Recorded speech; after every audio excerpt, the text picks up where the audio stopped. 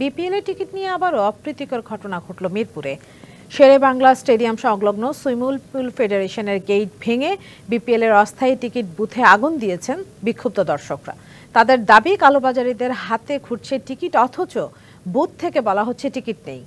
অনেকেই সকাল থেকে লাইনে দাঁড়িয়ে দুপুর নাগাদ টিকিট না পেয়ে হতাশা প্রকাশ করেছেন।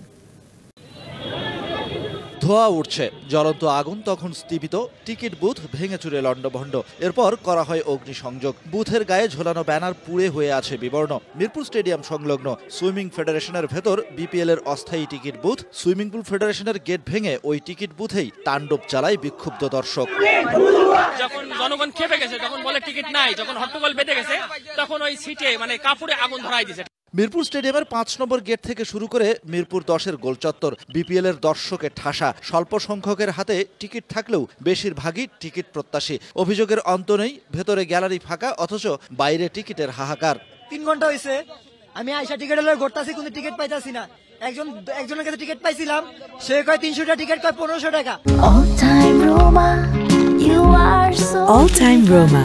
Taste it, love it.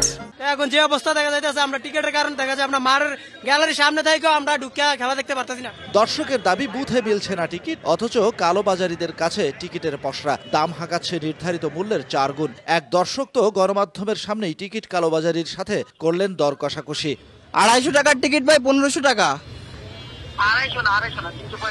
৩৪৫ টাকার টিকিট ২০০০ করে দেবেন না, কত? ১৫০০।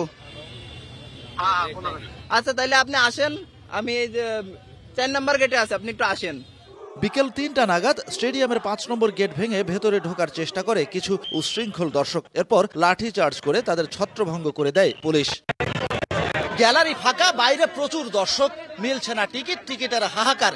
টিকিট গেছে দালালের হাতে, সেখান থেকে কিনতে হবে দ্বিগুণ ৩ গুণ দামে, তারপরে ঢুকতে হবে স্টেডিয়ামে খেলা দেখার জন্য। সেটা নিয়েই আক্ষেপ, সেটা নিয়েই বিক্ষোভ দর্শকদের। Shahan Papon, DBC news, Dhaka.